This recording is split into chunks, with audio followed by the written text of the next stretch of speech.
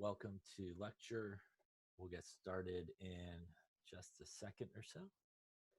We're picking up in the next chapter, which is chapter 16, and that is entropy and all that good stuff.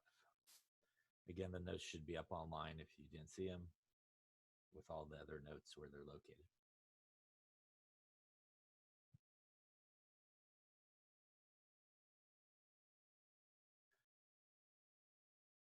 And like usual, if you do have any questions, feel free to ask them in the box and we'll get to your questions.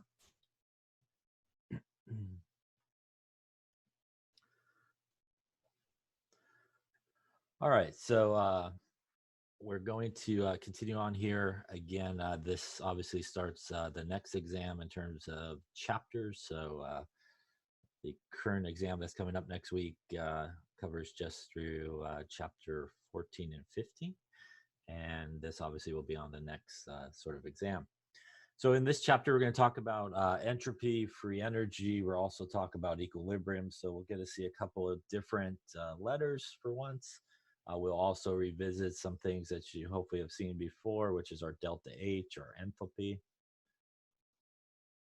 We'll again also in this chapter talk about entropy, which, sounds close, but a little bit different. Again, we'll talk about free energy, which is delta G.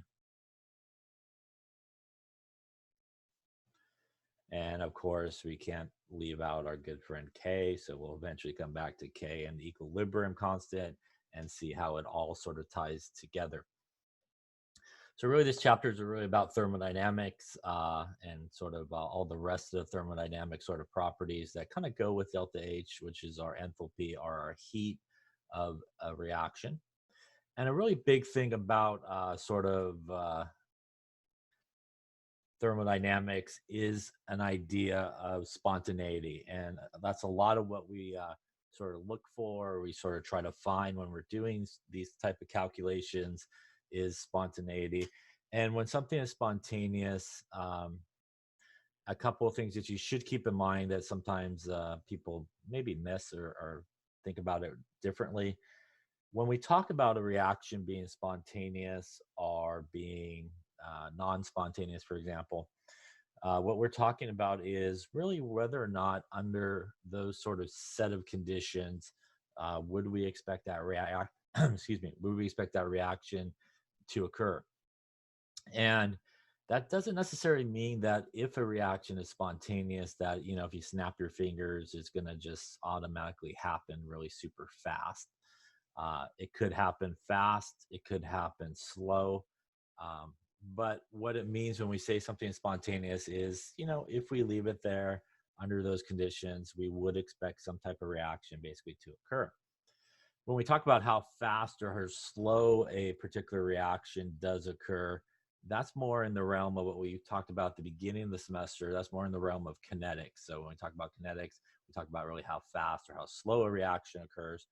But really, when we talk more about thermodynamics, a lot of times what we're talking about is kind of whether or not the reaction will actually occur, fast, slow, whatever it may be, but just under those conditions.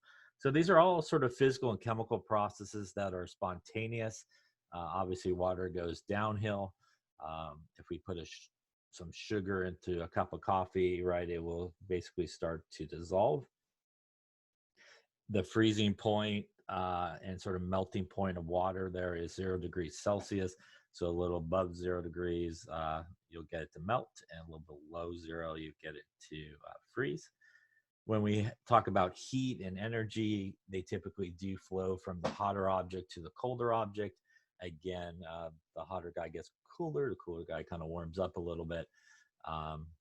Iron exposed to water and a little bit and some oxygen, it's enough to get rust to form. And like our skiers here, obviously going downhill if you're skiing is definitely a spontaneous process. You pretty much just need to go over the edge there, right? And you pretty much will just go down automatically. Obviously going uphill, if you're skiing uphill, that is definitely not a spontaneous process, right? You can't just sit there at the bottom of the hill and just magically kind of get to the top without any type of help to allow you to get there. A couple other sort of spontaneous and non-spontaneous processes here. You know, if we have a gas that's sort of separated by sort of a valve here, and if we open that valve, you know, pretty spontaneously, those gas molecules will migrate, you know, over to the other side. And a non-spontaneous process would be sort of like what we're seeing here on the bottom. If we already sort of have gas molecules on each side, you know, they're not all going to just decide by themselves, hey, we're just going to migrate over here to the left hand side, and that would be a non-spontaneous process. Also, what we'll actually see as well, obviously you can make perhaps a non-spontaneous process sort of occur or help it occur. You could perhaps you know, maybe heat this side or something like that, and that would maybe encourage some of those guys perhaps to go to the other side and stuff like that. But again, it's not going to occur sort of naturally or by itself. So one sort of thermodynamic property that, again, you should be familiar with is, again, enthalpy. And enthalpy, again, is our delta H. And we talked about it a lot of times already, but just a reminder, that's basically your heat of your reaction, right? And when we talk about a delta H value that's negative, that's exothermic. And if we have a delta H value that's positive, that's an endothermic process where heat and energy is absorbed. And really the first law of thermodynamics that we'll see is the change in enthalpy, is really that sort of conservation of energy. And we can sometimes look at spontaneous reactions and sort of look at the delta H value for a particular reaction. And, you know, it can sort of maybe help us decide whether or not we would think that that reaction would be spontaneous. So here are all spontaneous reactions. We have a combustion reaction, which has a delta H value of minus 890, which would be exothermic. We have really the formation of water, probably maybe an acid-base reaction, also with a negative delta H value, which would imply that it's exothermic. And we do have some other processes here that also occur sort of spontaneously. That is solid water going to liquid water. That's basically an ice cube melting. And we know, again, that does occur sort of naturally as well.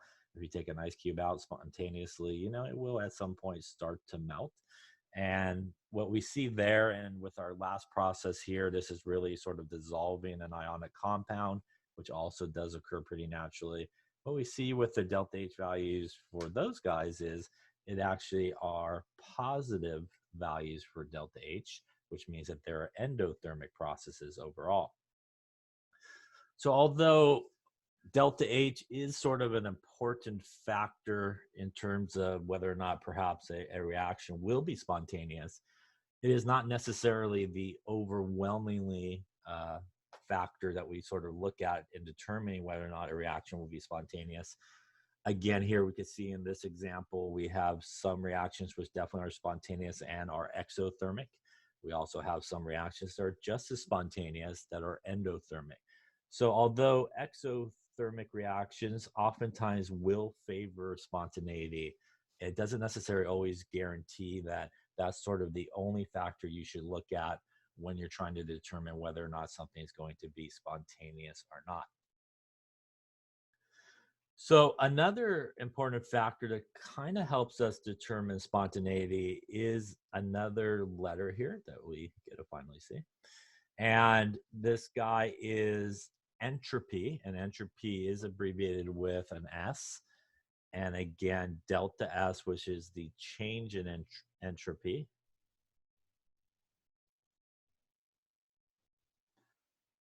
And really, entropy is the measure of randomness or disorder in the system.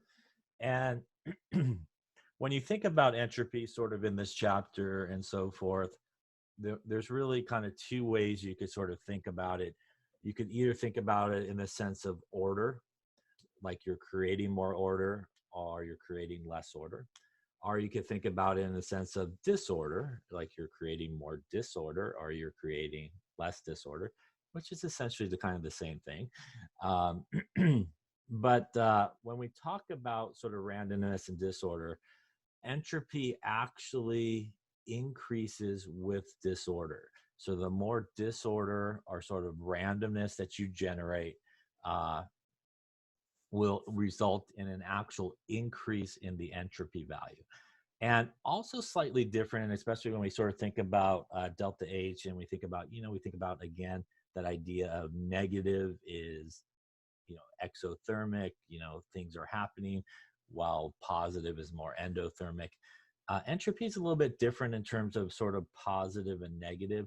So because the entropy increases with increased disorder, we actually will see when we do calculations and so forth, it actually becomes more positive with increase in disorder.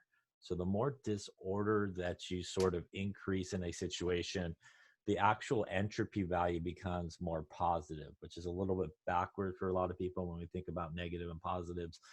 But again, entropy sort of increases and kind of goes almost to a positive number, and vice versa. If we're creating more order, the entropy goes down and it actually becomes more of a negative type number. And so that's a little bit backwards in terms of thinking, how a lot of people sort of think about it. So remember, try to keep that sort of in check when you're thinking about these numbers that you get. Delta S, which is the change in entropy, much like the change in enthalpy, oftentimes is your final minus your initial. So when we think about chemical reactions, right, that we do, a chemical reaction, we have our reactants that go to our products, right? And basically, right, our products minus our reactants, right, is our final and initial states. So in terms of a sort of chemical reaction, obviously our products are our final states, our reactants would be our initial states. So if the change in entropy from the initial to the final state results in an increase in disorder, then like I said before, you actually will get a delta S value that is positive. So again, a delta S value of positive implies that we're increasing the disorder in the particular system. And a very easy way to sort of see that is when we look at when we change phases. So obviously when we go from solid to liquid to gas, obviously in the solid phase, most things are ordered pretty good, pretty tight to each other. In the liquid state, they're still relatively ordered, pretty tight to each other, a little bit more room for movement. Then obviously when we get to the gas state, everybody is flying around separate from each other. So you can think about things flying around. That's a lot of disorder that's happening. And that's what we see in terms of the entropy as we go from our different states. Our solid, less entropy than our liquid state, and then obviously a lot more increase in entropy when we get to the gas state, again, because pretty much everybody is broken apart from each other and they're flying around kind of freely. So you can just visualize things flying around in front of your face, a lot of disorder sort of happening. So if we look at, just this basic sort of reaction here, we're going from water in the solid state to water in the liquid state. So we're really going from solid ice, right, to liquid water, and we're going from solid to liquid. So that should increase the amount of disorder. So we should see an increase in disorder here. And that means that our delta S in this case should end up being positive. And that's a lot of things that you'll be asked to do in this chapter, especially in thermodynamics chapters, as we will see as we go through it. A lot of times, you won't even be given numbers. And a lot of times you'll just be given sort of situations like, hey, this is positive, this is negative, or, you're going from solid to liquid. And you'll be asked to sort of predict, the sign of something like entropy or something like that. And again, a lot of times you can do that. It's also very helpful, as we'll see when we start doing some calculations, to understand that, because again, you can sort of verify your calculation in terms of perhaps positive or negative if you sort of did the calculation correctly, depending on the sign that you get for your actual value.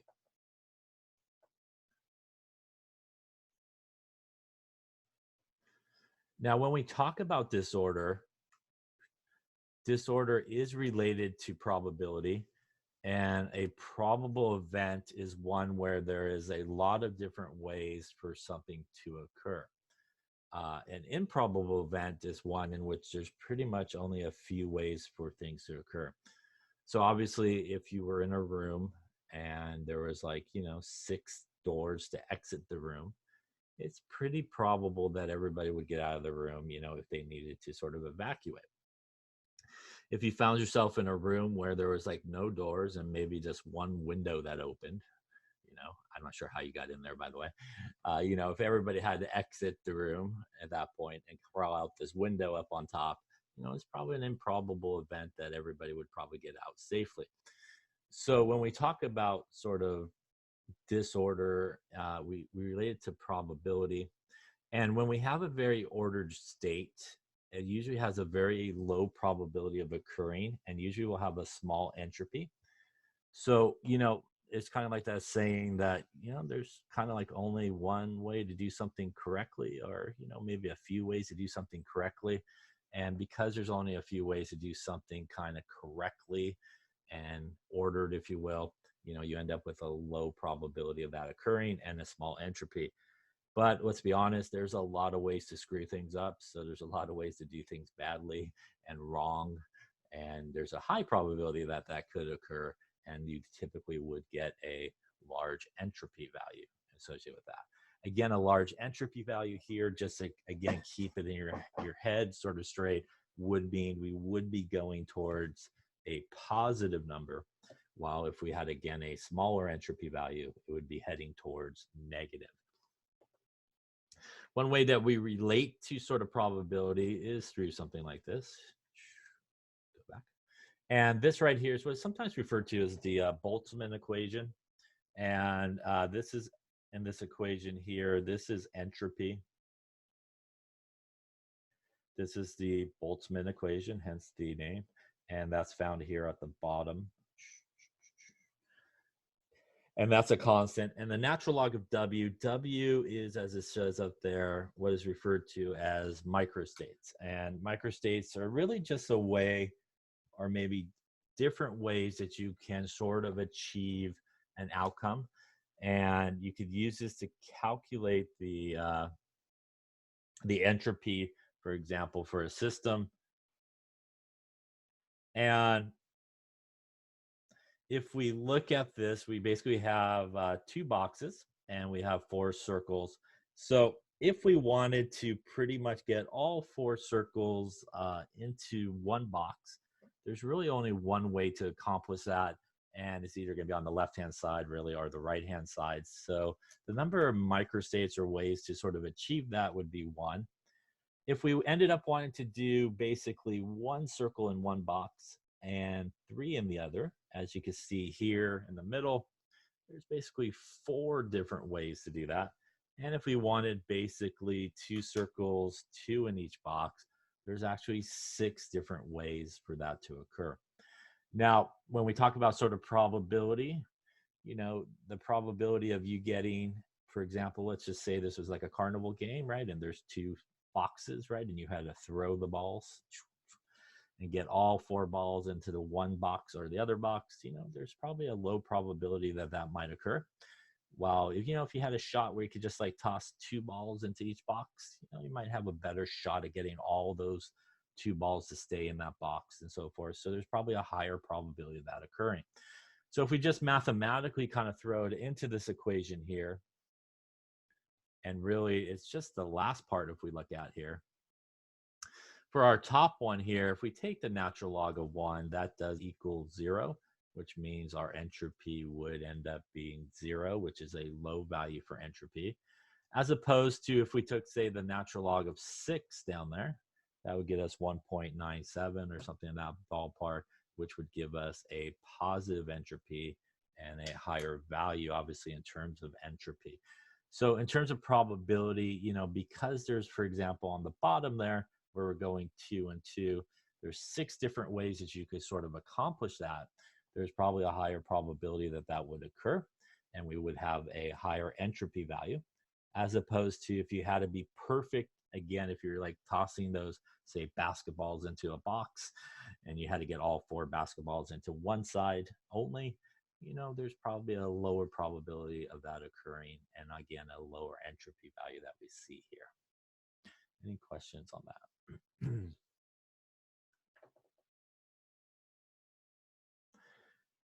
Here are some common processes that all lead to an increase in the entropy value of the system here of each of these guys. So for example, the first one we talked about there, we're taking a solid. As you can see there, it is much more ordered in the solid phase. As we start to go to liquid, again, because liquids are fluid, they have a little bit more room to kind of move past each other, those molecules, and obviously would cause an increase in entropy. And then continuing on in the second one there, going from our liquid to our vapor, again, we would see an increase in the entropy as we go to the vapor, which is basically a gas phase where everybody has broken apart from each other and basically are flying around. The process of actually making a solution, which is the third thing there, when we make a solution, right, is made up pretty much of 2 things, the solute and the solvent. And before we actually mix it together to make that solution, the solvent, for example, something like water, is really held together by a pretty organized network of hydrogen bonding. So there's a lot of order there, right, between the different water molecules. And if we had, say, an ionic solute, something like sodium chloride, for example, it's held together by those really strong electrostatic attractions between the positive and negative ions, and also in a very ordered arrangement how ionic compounds basically go into 3-dimensional space.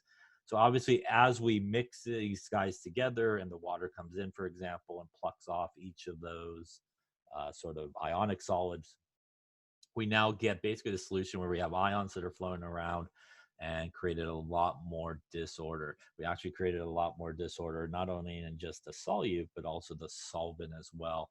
Because again, we have to interrupt all that water to water interactions to allow all those guys to come together. And lastly, if we increase the temperature from, say, the guy on the left there to the guy on the right, obviously when we increase the temperature, we're supplying more energy. And as we supply more energy, things typically have the ability to perhaps break apart, move around more, and we would see an increase in the entropy of the system. Again, an increase in all these guys in terms of entropy would technically, if we calculate it, result in a positive number if we calculated the change in entropy.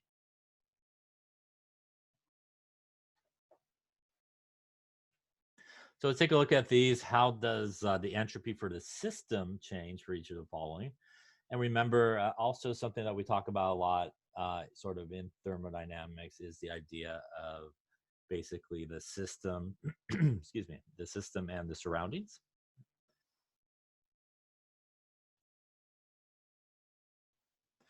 So the system is typically the part of the universe that we're interested in. So obviously, if you're doing some type of experiment in a beaker, the beaker would be your system. And then obviously everything else outside of that would be your surroundings.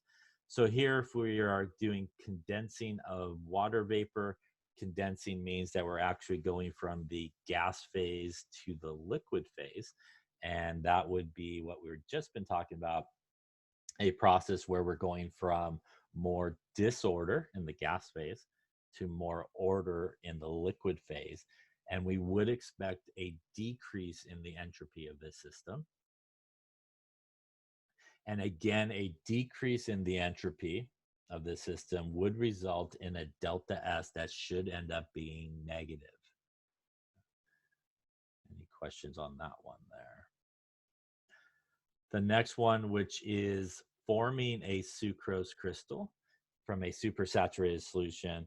Supersaturated solution is one where you have too much solid dissolved in the solvent, too much solute dissolved in the solvent. It's very unstable. And typically what happens is the solid will come out of solution and create something like a crystal. A crystal is usually a very ordered sort of arrangement of how things come together. So obviously, if we're going from a more solution to a crystal or solid, we are obviously going to, again, a more ordered situation.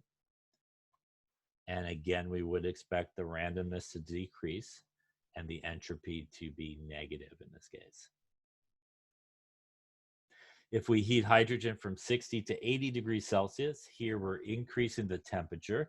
And as we talked about, obviously, if you increase the temperature of a gas, you would expect it to start moving faster, right? So bad exaggeration here, but our gas at 60 moving around, our gas at 80, moving around crazily like that.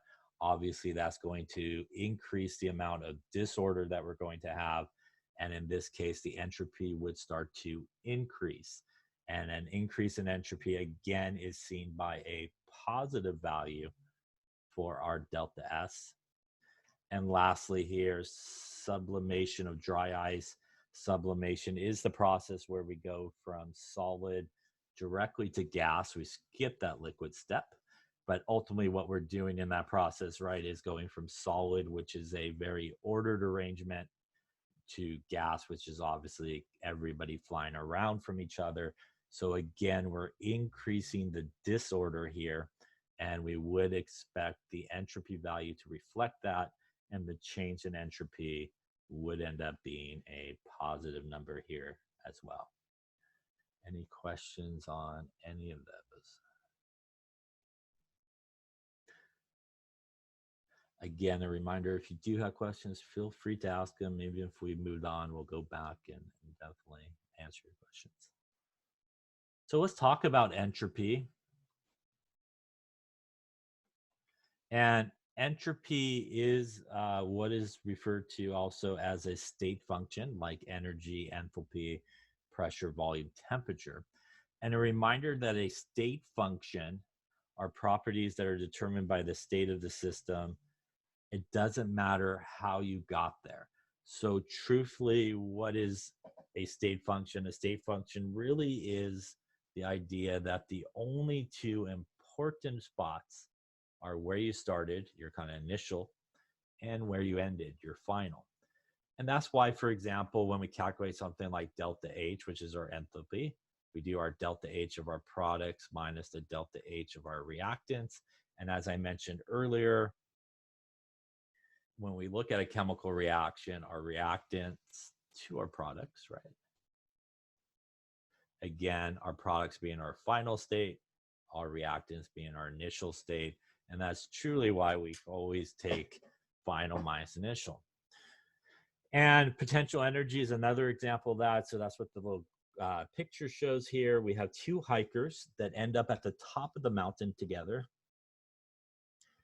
The red hiker took kind of the scenic route up the mountain. The blue hiker took the more direct route. But in terms of their potential energy, they both basically have the same potential energy because of their position. It didn't matter that the red guy kind of took the scenic route, while the blue guy took the more direct route. This is really also kind of the idea behind everybody's favorite thing, Hess's law, right? So if you remember Hess's law, right, you take all these different equations, you add them together, and you get this overall reaction. And that's because enthalpy basically is a state function. It could take you 4 reactions to get there. It could take you 2 reactions to get there. It could take you 1 reaction to get there. But again, the ultimate thing is the overall reaction, and your final state and your initial state is really ultimately the important thing. Now, entropy is also that. And on the right is a table from your book, which again, I think maybe in the back of the book, and you may have to refer to the table to find some of these values. Usually the book, and I think in yours as well, in the back of it, there's a thermodynamic table where you'll find delta H values, delta S values, and also delta G values.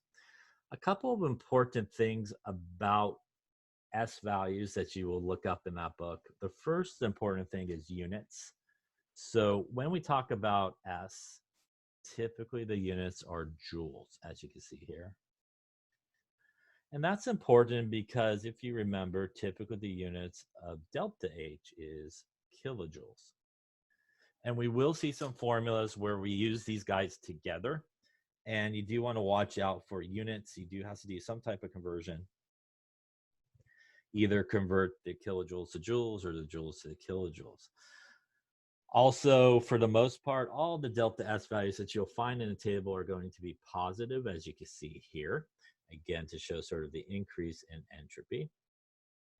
And things that you will find in an entropy table that you don't find in an enthalpy table is things like for H2O2, things in their natural state, right, have a value of 0 kilojoules for delta H. But if you look at the table here, things like that will actually have values for delta S. So for the entropy, you will find values for things in their natural state. And again, that's different as well. So sometimes at this point, people are trained to think of, oh, the value is always going to be 0 because it's in its natural state and all that kind of stuff, and we won't have it. But again, for S's, you will actually find some values for it. So the first law of thermodynamics is the one that really does deal with what you probably learned earlier, which is enthalpy. And that's basically your conservation of energy, which says energy cannot be created nor destroyed. But obviously, we can convert, again, energy from one place to the next.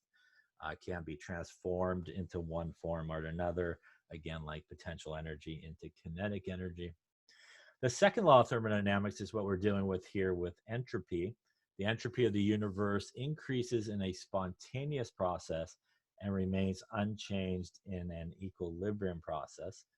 And the way that we can use entropy, delta S, to determine whether or not a reaction is going to be spontaneous is by calculating what we see on the bottom, the delta S of the universe. And the delta S of the universe is made up basically of two things: the delta S of the system plus the delta S of the surroundings. So as we talked about a minute ago, the surroundings is everything outside of what you're working on. And obviously the system is what you're typically working on. And if that's greater than 0. So if you want to use delta S to determine whether or not a reaction will be spontaneous, and again, a reminder that spontaneous doesn't mean that the reaction occurs super fast or anything like that. It just means that that reaction should take place. You do want to calculate the delta S of the universe. And we're going to talk about in just a second here how to calculate the delta S of the system, also how to calculate the delta S of the surroundings. But you do need to calculate both of those things and then add them together to determine whether or not that reaction will be spontaneous. If you get a negative number, then obviously it'll tell you that that reaction is not going to be spontaneous the way it's written.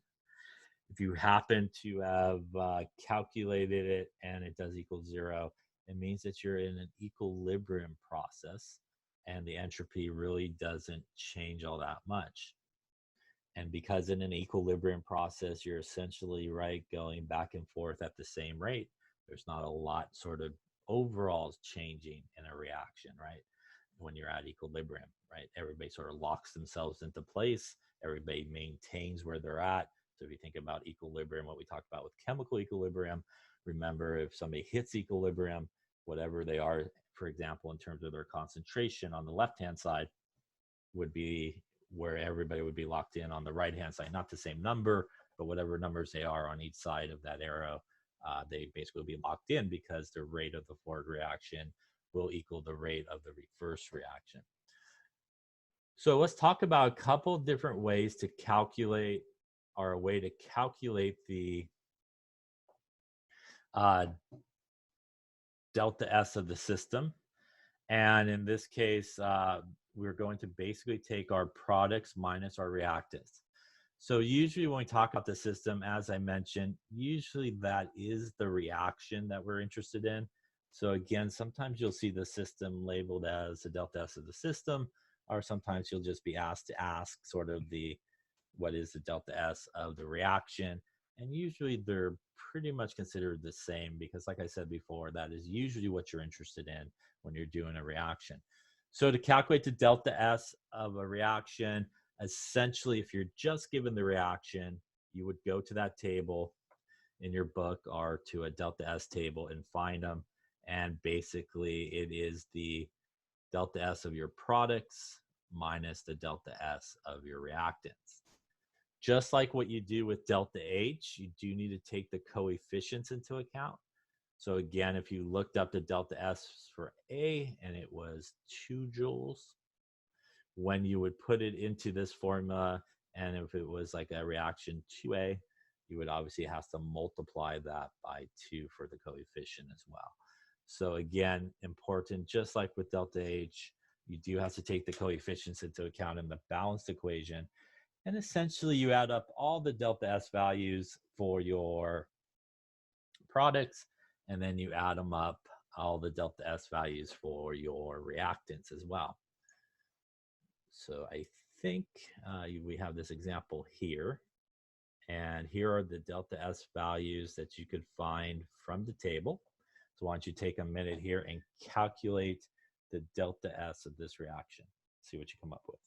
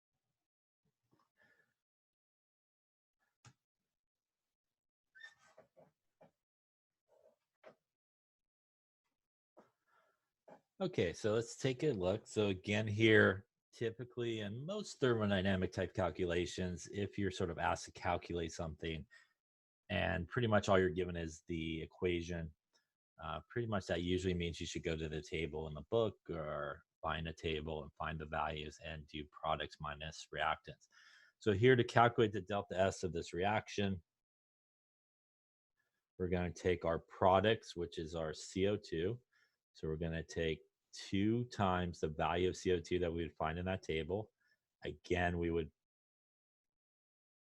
multiply it by 2 for the coefficient, minus our reactant. So on the reactant side, we also have a 2 for the CO. So we want to take 2 times the value of CO, which is 197.9. And then we want to add it to our other reactant where the coefficient is 1. So we just have 205. And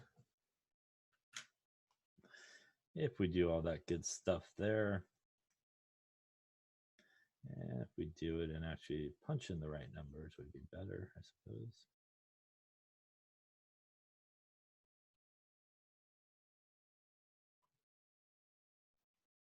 We end up with minus 173.6 joules. Truthfully, is joules per Kelvin if you want to use it, but we could just leave it at joules for now. Any questions on the calculation? Now, earlier I was talking about the idea that you can actually just look at the equation and sort of determine whether or not perhaps your calculation makes sense.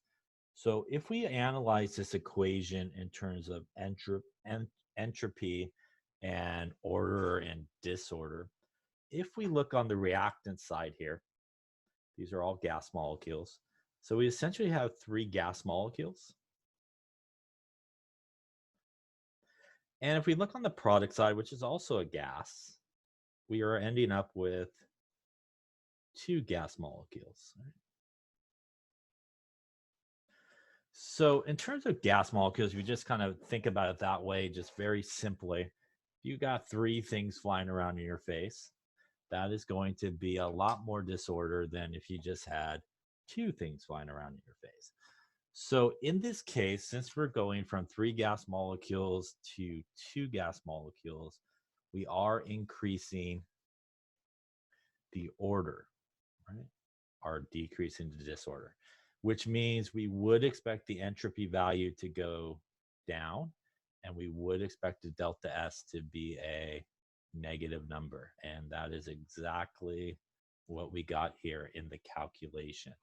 So again, if you have sort of that understanding of what should be happening here in terms of entropy for our system or our reaction, again, you could kind of predict, even without doing the calculation, the sign that you should get for something like delta S. Question on that?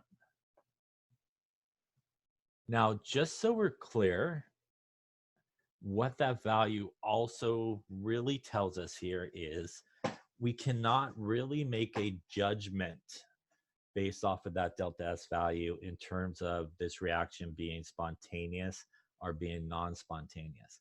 Because remember, what you need to calculate, which we'll see a little bit later on here in a couple of slides, what you need to calculate is actually the delta S of the universe to be able to determine that.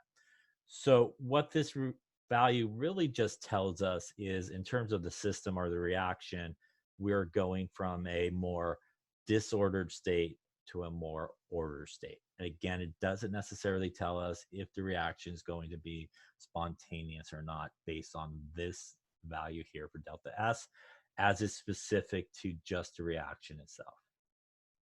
Any questions on that?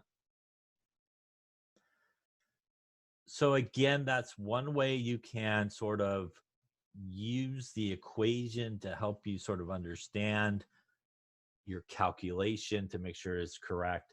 So that's a very easy way, especially when you have some type of reaction that involves gases. If you produce more gases than you started with, then the delta S would be positive. So that would be a case where your product side actually has more gas molecules than obviously it started with. And vice versa, like we just saw in the previous one, if we decrease the number of gas molecules, we would expect the change to be negative. And again, that's because, as we saw earlier, the gas molecules has a very, very big increase in entropy. Again, because just by the process of what they're doing, they're flying around, which creates a lot of disorder. If there's kind of no change in the gas molecules from the left-hand side to the right-hand side, you know, it's kind of a coin toss. Could be positive, could be negative. But one thing that you will know is it probably will be towards the small number in terms of entropy. Again, because you don't have those gas molecules just flying around in a particular system, creating that disorder. So again, a very common question, like I said before, you come across a lot in this chapter, is ones where you don't really do any type of calculation. I mean, in reality, you could just throw in some made up numbers and do the calculation. But if we look at this particular one here, so why don't you take a minute here or a moment, and based on just the equation here, what would you predict the sign would be here? Would it be positive? Would it be negative for the change in entropy? So just take a moment and think about that here, and then we'll talk about it.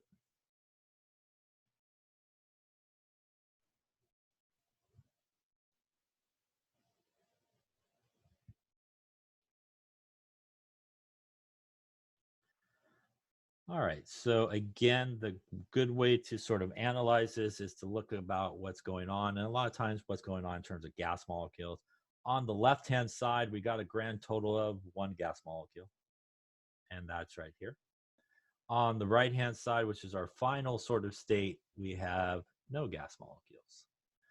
So here we're going from 1 gas molecule to none, and we have definitely increased the order, which means we should expect this to be a negative value here, right? So delta S here should be negative if we calculated it. Again, however you want to look at it, like I mentioned earlier, you could either look at things in terms of disorder, or you could look at things in terms of order. But again, here we increase the order and decrease the disorder, all of which would lead to a negative value for our delta S. Any questions on that? So let's talk about then the other aspect of delta S of the universe, which is to calculate the delta S of the surroundings. Now, when we look at these two processes here, on the left, we have our flask, which is giving off heat and energy from the system to the surroundings. And the surroundings is basically picking up that heat and energy. So the delta H here is going to be negative, right, for our system. While on the other hand here, the system's actually picking up heat and energy from the surroundings. And for our system here, the delta H would be a positive number. So what we want to think about is the surroundings and sort of the effect it would have on the surroundings.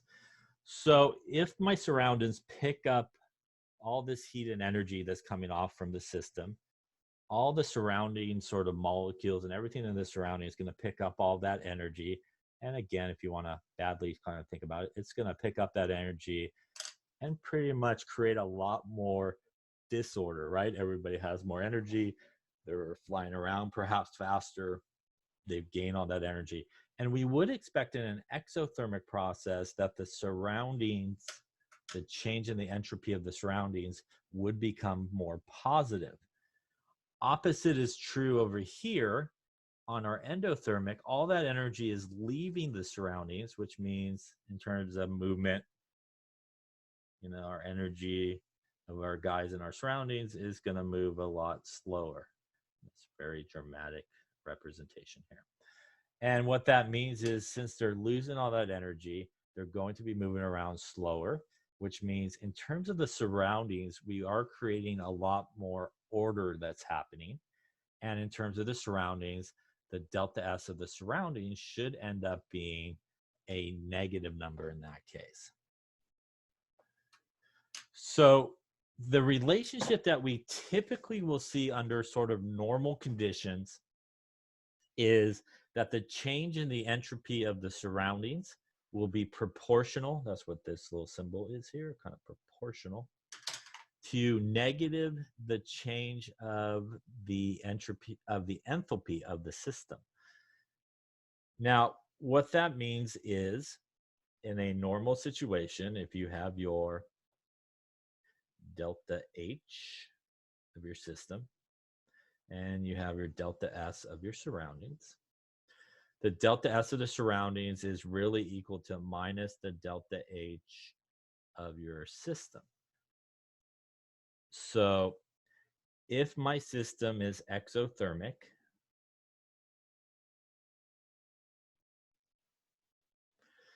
my delta H of the system would be negative, which means my surroundings would be negative of a negative, which is why that negative is important. And that would turn it into a positive number. While if my reaction was endothermic, the delta H of the system would be a positive number. Then a negative times a positive would give you a negative number. So it's basically the opposite relationship of what we find for the system. And again, if that system is supplying a lot of heat and energy to the surroundings, is going to create a lot more disorder in the surroundings. And we would expect a positive value for our surroundings. And vice versa, if the system is kind of grabbing out all that energy from the surroundings, it's going to cause everybody in the surroundings to kind of slow down and be a little bit more ordered and end up being a negative value. Any questions on that? Now, there is an important thing to also keep in mind when you're kind of looking at this relationship. And the important thing to keep in mind when you're looking at this relationship is actually the temperature of the surroundings to begin with. So under sort of normal temperature conditions, kind of normal temperature conditions, when the system releases that energy to the surroundings, it does create a pretty big impact on the energy of the surroundings, right? And we will see sort of this pattern occur. But if the temperature of the surroundings was already very high, so if our temperature of surroundings was already very high to begin with, in certain cases, the added energy that's coming in from the system, for example, would not make all that much of an impact on the entropy of the surroundings because it already started at a very high temperature, which means already, it's going to be a lot of disorder there to begin with. The little extra energy that's coming from the system may not have a tremendous effect. So, it's kind of like if you lit a match, for example, don't do any of this, but if you lit a match and you kind of held your hand near the match, right, you would feel the heat coming off of it and stuff like that. But again, don't do any of this. If you lit a match, for example, and you put it in like an oven that was already on at 700 degrees or something like that, a really hot oven, 500 degrees, the heat coming off of that match is not going to really contribute a tremendous difference to the heat of that oven because it's already pretty hot to begin with. As opposed to if you kind of just let the match in room temperature, you could feel the heat coming off. There's a sort of a big difference that sort of occurs. So that's sort of the idea here. The temperature surroundings is important in seeing perhaps that change in entropy of the surroundings. But under normal conditions, not really extremely high temperatures, again, this sort of pattern is typically what we will see occur. Any questions on that? And this is that constant pressure processes, which is typically what we do things. Now, so how do we calculate the change in entropy of the surroundings? As I mentioned before, again, under normal conditions, that added temperature heat coming off from the system will have a pretty good effect. But again, if the temperature's already hot, as we just talked about, may not make a big difference. So to calculate the delta S of your surroundings, it is the bottom equation. You take minus the delta H of your system, which is also usually your delta S, your delta H of your reaction, divided by the temperature. Temperature does need to be in Kelvin. Yeah, so temperature here does need to be in Kelvin. This is usually also your delta H of your reaction. This is also when you take your products minus your reactants. Although in a lot of cases, not 100% of the time, but a lot of cases in this chapter, they may just give you the delta H just kind of right off the bat. You may not have to calculate it, but there will be some problems, though you may have to calculate. So to calculate the delta H of our surroundings, we take minus the delta H of our system divided by our temperature. And you should keep this formula in mind because we are going to see a formula a little bit later on in this chapter, which looks identical to it. But the only difference is the negative is not there. So we'll also see something there. This, along with our one that we talked about previously, the delta S of our system, our reaction, which is the delta S of our products minus the delta S of our reactants.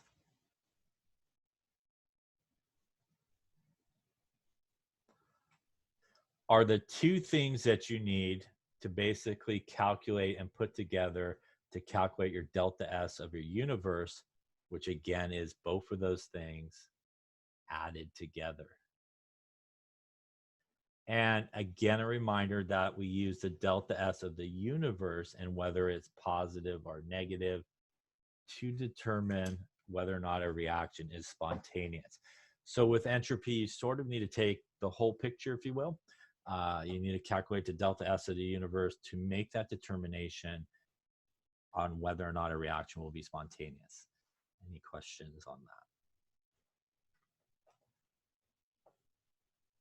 that? All right, so I think we have an example here. So why don't you take a minute or two, a couple minutes here, and calculate the delta S of the system, delta S of the surroundings, and determine whether or not this reaction will be spontaneous or not. So take a couple of minutes and see what you come up with, and then we'll go over it.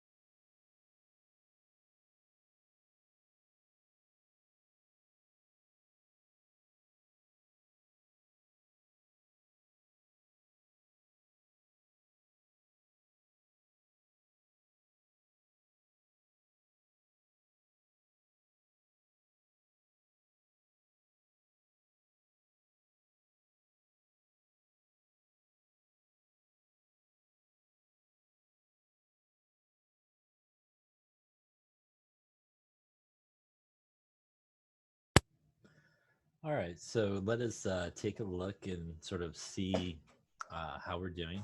Remember that we'll start with the delta S of our system, which again also could be delta S of our reaction. And again, it is the delta S of our products minus the delta S of our reactants. And again, these values down here, if they were not provided for you, obviously you would go and look them up in the table.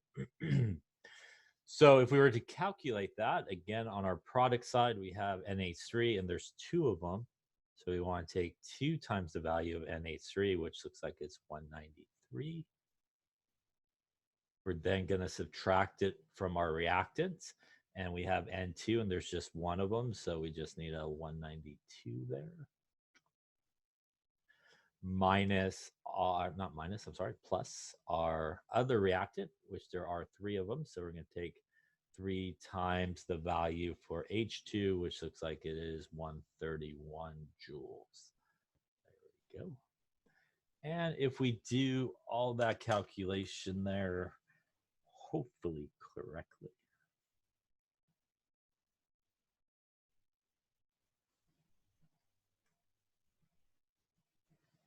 looks like we get minus 199 joules.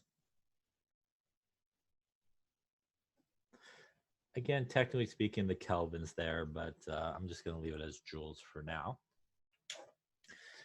The moles part of it would technically cancel out when you multiply it by the coefficients, which are moles as well. So, technically the correct units would be joules per Kelvin.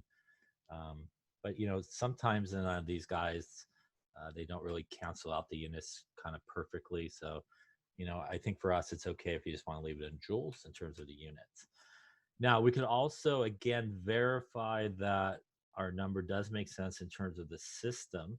If we look at the reaction on the reactant side, we have 4 gas molecules. On the product side, we're down to 2 gas molecules.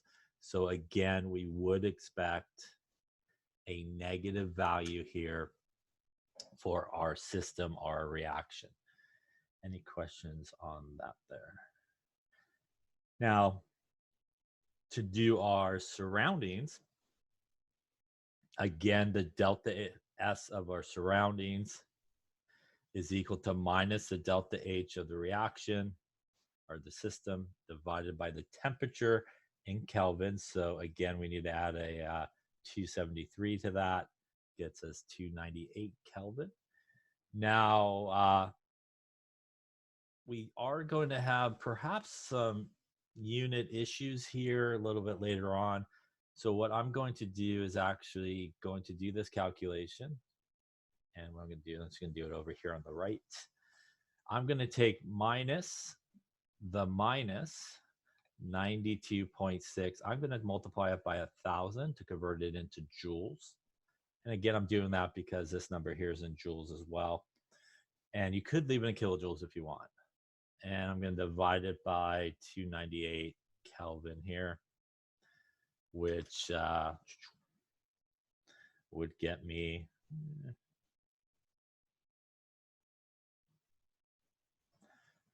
about, we'll call it 311 joules in this case, because I already converted it into joules. Obviously, if you left it in kilojoules, you got something like 0.311 kilojoules, which would be fine. Again, though, typically speaking, when we do S's, usually joules are sort of the preferred unit. But like anything else, if it doesn't truly specify units, you could leave it in any unit you want. So for our surroundings, we do get an increase in the entropy, which is positive, which was what we would also expect here.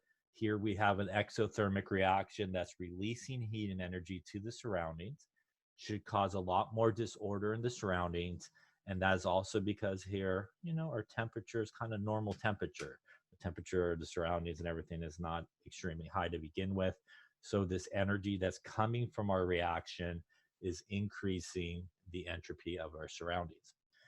So the ultimate question as well is this reaction spontaneous or kind of non-spontaneous at 25 degrees? And remember that individually, we can't make that determination. We do have to kind of put them together and calculate our delta S of the universe, which again would be our delta S of our system plus the delta S of our surroundings, which means we're essentially going to add those numbers together, minus 199 joules plus a 311 joule. And if we end up with a value there, we got about 112 joules.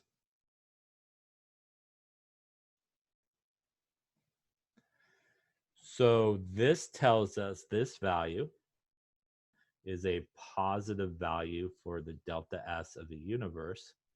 And that would tell us this reaction is spontaneous at 25 degrees Celsius. Any questions on any part of that calculation, where we got any of the numbers, the thinking behind everything that we were doing? Any questions on that? And by the way, this reaction is spontaneous, and just a reminder that just because it's spontaneous, it doesn't mean that this reaction will occur super fast. It actually is a very slow reaction to occur unless you put a catalyst in there to help it along, but it actually will occur. Again, spontaneity, if it's spontaneous, again, what that means is under those conditions, you would expect the reaction to occur. Again, could be really slow, could be really fast, could be kind of in between, but it just means under those conditions, the reaction should occur. Any questions on how to calculate delta S of the system, delta S of the universe, delta S of the surroundings? Okay. So let's talk a little bit about the third law of thermodynamics. Good talk. No. The third law of thermodynamics is basically the entropy of a perfect crystal has a value of 0 at absolute temperature. And again, the key words there is a crystalline substance is something that is really organized. A perfect ordered organization would, like we talked about, give us a value of 1 for our microstates. Again, only kind of one way to be perfect, I guess, if you want to think about it that way. That's going to 0 this part out and again give us our entropy value of 0 for that. The diagram here is sort of what we were talking about, and we'll talk about some of these things as well. But as we go from solid to liquid, just like when we go from solid to liquid, or liquid to solid, there's the delta H of fusion, which is the energy that's required to do that process, right? And not move the temperature, but actually just move the phases.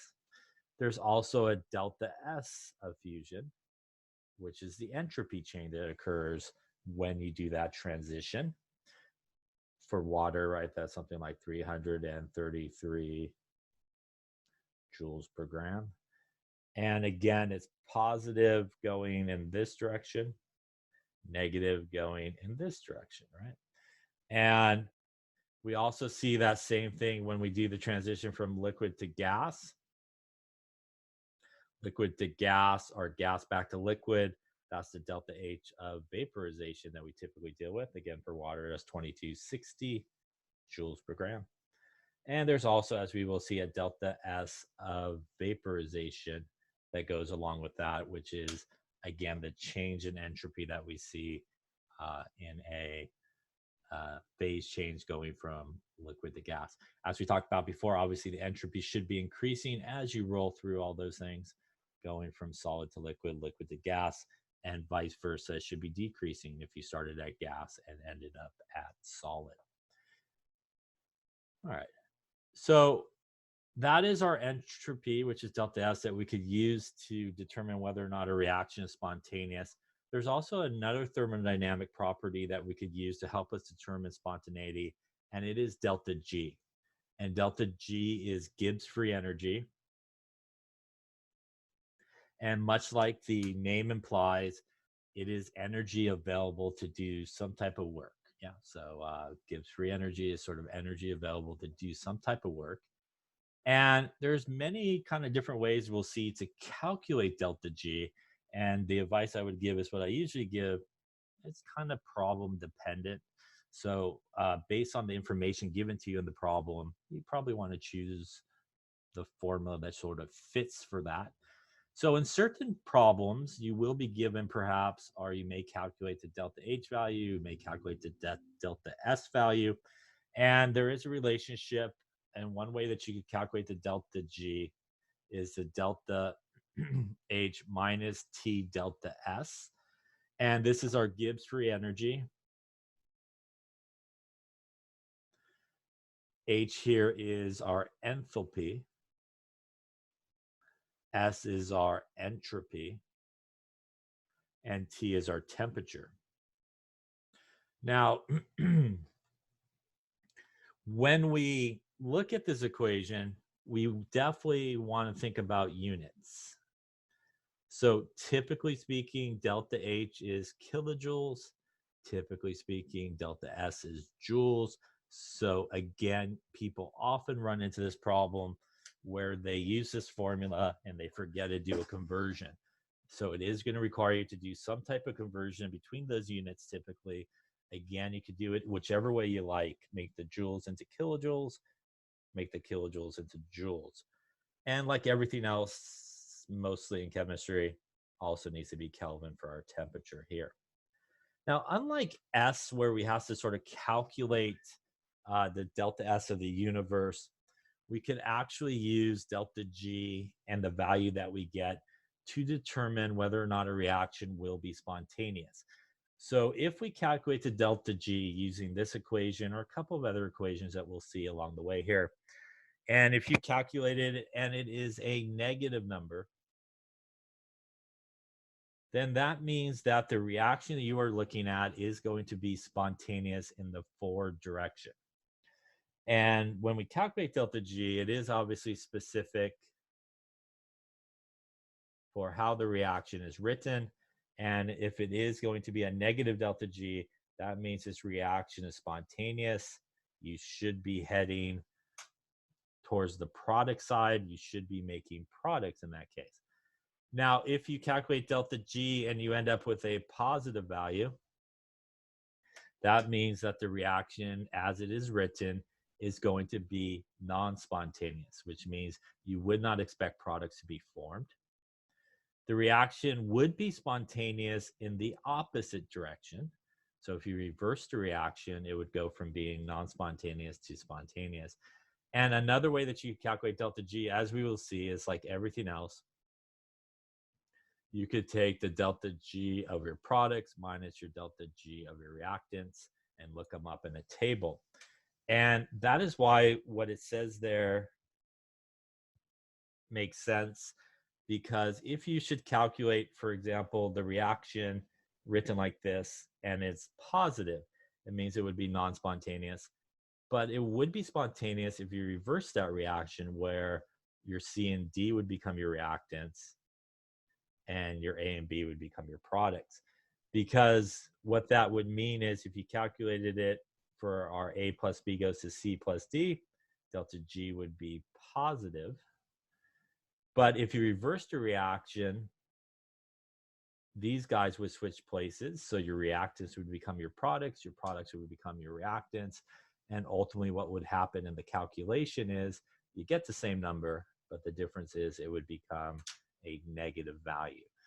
But again, much like other things, the G value that we would calculate is specific for exactly how the reaction is written.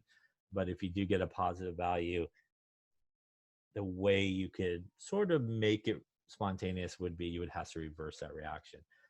And when we are at equilibrium, the delta G value will equal 0. Again, because if we're at equilibrium, everybody's going back and forth at the same rate. There's no real change occurring. There's nobody heading towards product side or heading towards reactant side. So one way, like I just sort of highlighted there, oops, come back. There we go. One way that you could calculate the delta G is, again, if you're just given the equation and no other information, and you're asked to calculate the delta G of the reaction. By the way, this little guy here is delta G naught. And typically when we see the naught there, on something like H or S or G, that usually means sort of standard conditions. That usually means that you went to the table, and standard conditions in most cases are what we see in that table. 1 atmosphere if we're talking about pressure, the molarity of everybody if we're talking about concentration is 1, the temperature is like 25 degrees Celsius. So, this is sort of what we mean in these sort of standard conditions. So usually if you see that little circle, which is referred to as a knot, it usually means that you're doing it under these sort of standard conditions. And again, in the table there on the screen on the right, sort of illustrates what we sort of consider standard conditions. And basically, if you're just given the reaction, you just want to go to the table and basically look up all the values. And just like what we did with S, and just like what you do with H, you also want to make sure you take the coefficients into account. And basically, you add up all the delta G's for your products, you subtract it from all the delta G's from your reactants, and that will give you a value.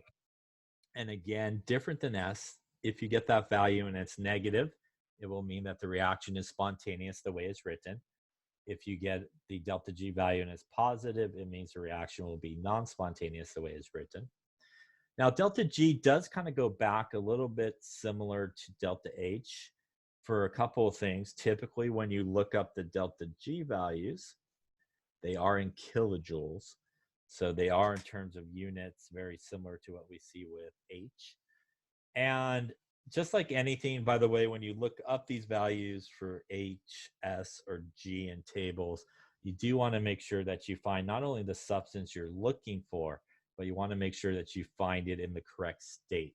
So again, you may find a value of aqueous and liquid and gas that have different values. So make sure that when you do look up these values, you do look them up not only for what you're looking for, but for what the actual state is as well. Also similar to delta H, things in their standard state like elements, H2, O2, and those type of guys, they are also back to a value of 0. So it really is only S, which is our entropy, that you will find values for things in their standard states like elements and H2, O2, and all those kind of guys, which are also elements. They'll have values. So why don't you give this a try? I think the values there are on the bottom. So why don't you calculate the delta G for this reaction? And while you're at it, determine whether or not this reaction will be spontaneous the way it is written. So take a minute or two here and calculate it.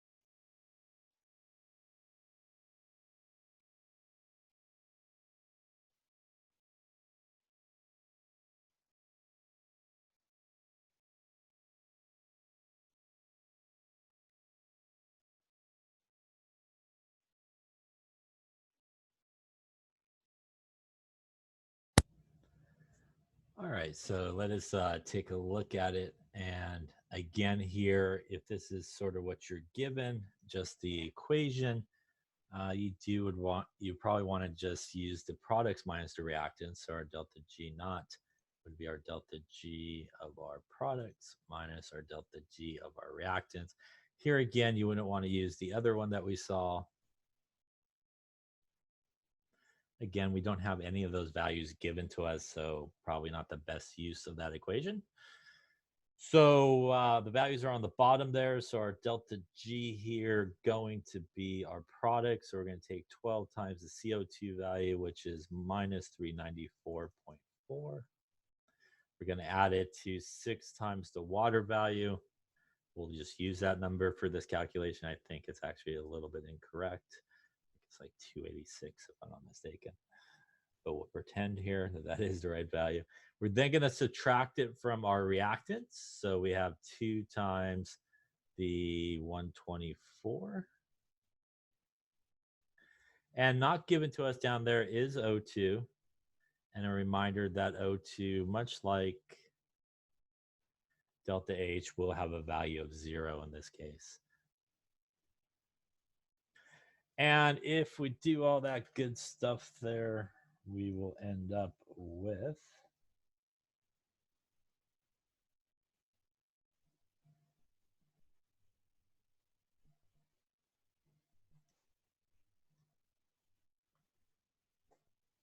looks like minus 6405 kilojoules. Any question on that calculation? Now, that should tell us by looking at it that we have a delta G that is less than 0, right? Or negative. And that should tell us that this reaction is going to be spontaneous. So again, here we can use delta G to figure out whether or not this reaction will be spontaneous or not. And again, in this case, we chose to basically go to the table, look up the values, and do it, as that's really the only piece of information that was given to us. Any questions on that particular one there?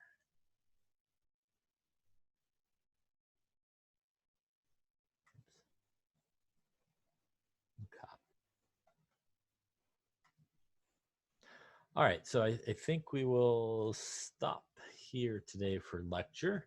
So let's talk about a couple of things that are happening. First major thing would be, I believe, on Tuesday. That is going to be our next exam. Just like last time, on Tuesday, we will have a short lecture, hopefully to get most of the rest of this chapter hopefully out of the way. And we will then take the exam during lab time. So again, if you kind of start it when lab starts, you should be fine in terms of timing. Just like before, you'll need to work out some stuff, obviously, upload your work in a timely fashion.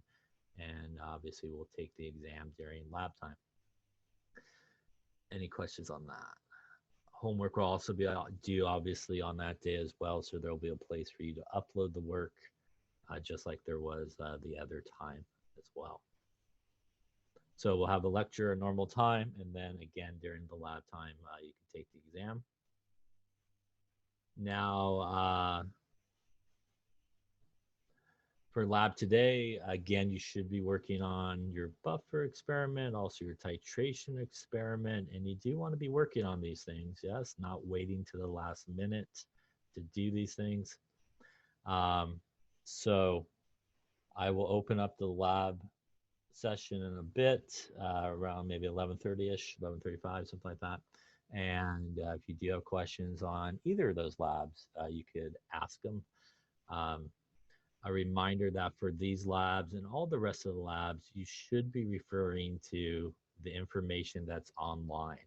Again, they had to go through these experiments and change some things, especially with these ones here with the simulators. Some things were not available, obviously, that you would use in the lab manual that is available there, and vice versa. So you want to make sure that you're following sort of the instructions that are in those modules and the sort of things that are available to you. So make sure that you do those for these experiments and the rest of them.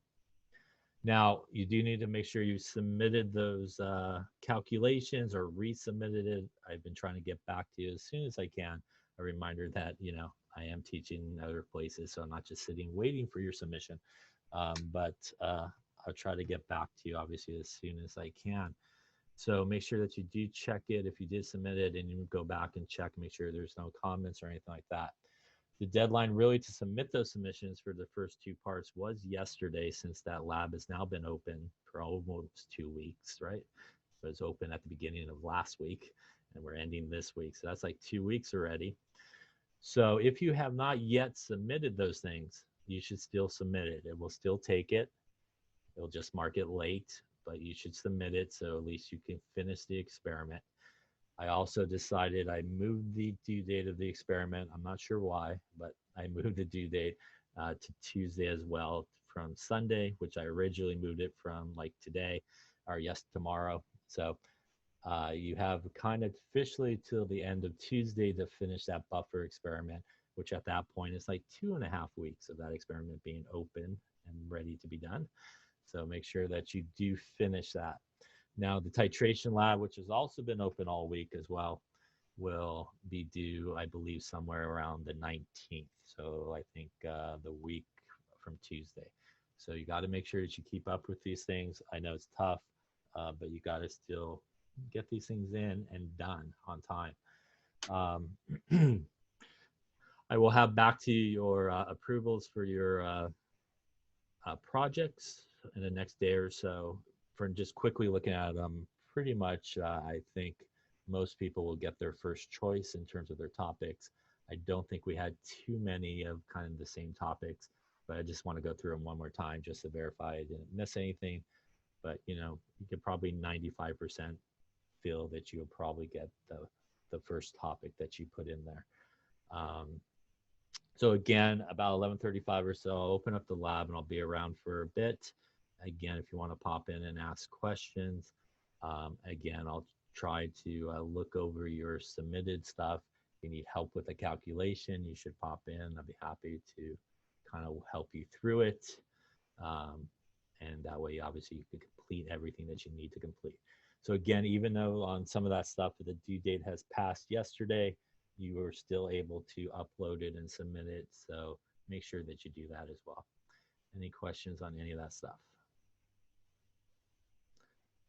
Okay, so like I said, we'll take a little break. You should go off, obviously, and use this time wisely that you normally would be in class and work on these experiments. A reminder that the titration experiment will most likely be a formal lab report that you'll need to type up after you do the project there. And again, the buffer one is essentially all the kind of report sheets that are up there.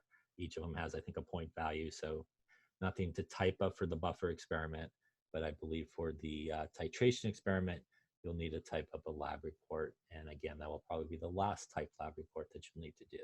So again, you don't want to wait to the last minute to do that experiment either.